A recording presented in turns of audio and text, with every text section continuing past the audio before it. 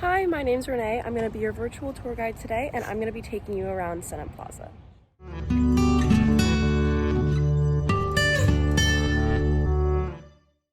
To begin the tour, I want to bring your attention to the form and materials of this building. So facing the front of the building, we already have a lot going on. We can quickly label this building as a residential apartment building, but there are specific elements and architectural components that help us reach this conclusion. First, I want to address the building as a whole. Here in the front of the building, we see a very free facade, a simplified abstracted exterior with a very symmetrical composition.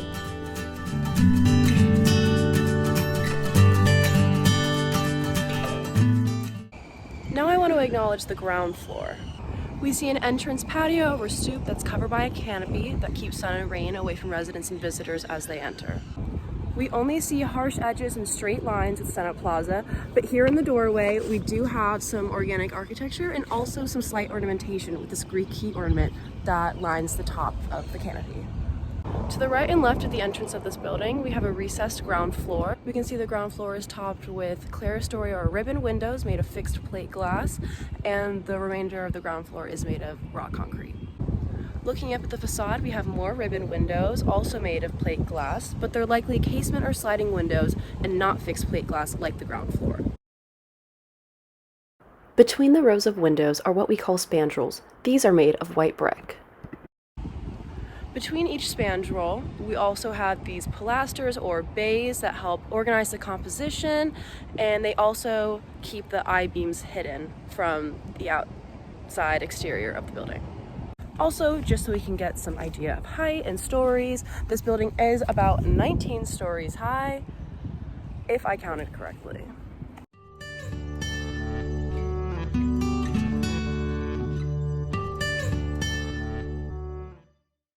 The far right and left edges of the facade house balconies. They're not cantilevered or protruding, they're inset with the building, and they have white balusters that are framing the edge.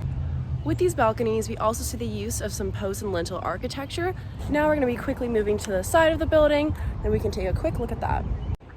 Right off the bat, we can see that we have totally different fenestration and a whole different composition as a whole. We do still see some raw concrete and white brick panels. In the front of the building, we saw these brick panels used as spandrels, but here it's a little different. Instead, we see them laid next to each other and stacked by twos that go all the way up to the top. They do still keep the grid-like composition of the building. We can infer that these sheets are precast, then assembled one by one when constructing this building. Compared to the facade, the ground floor remains recessed and has pilasters.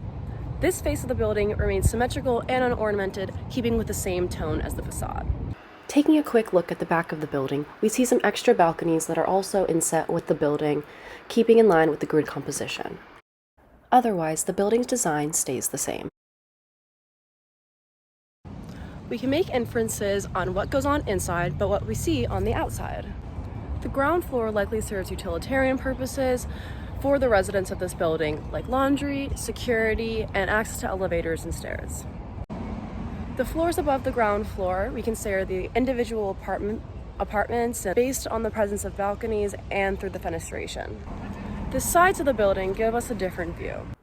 At first glance, I believe these windows to be a part of stairwells that help people access the floors, but taking a closer look at them now, I do believe that they are also part of bedrooms or other areas of the apartments.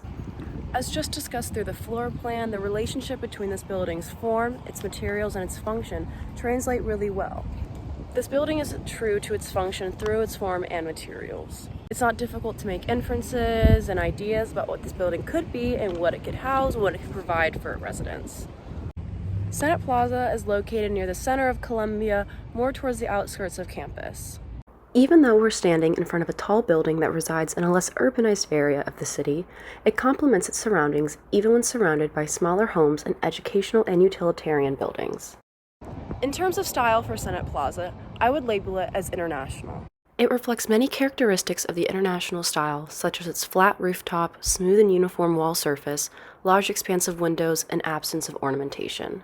It goes along with the defining aspects of the style, including volume over mass with no load-bearing walls, regularity over symmetry with its dependence on a grid pattern rather than formal symmetry, and once again, a lack of applied decoration.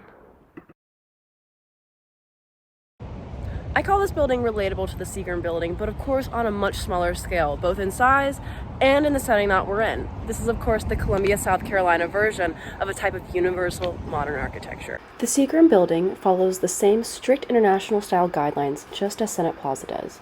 It's also set back from the street with a noticeable entrance, tall and ornamented, has a good composition, and follows the overall universality of modernism.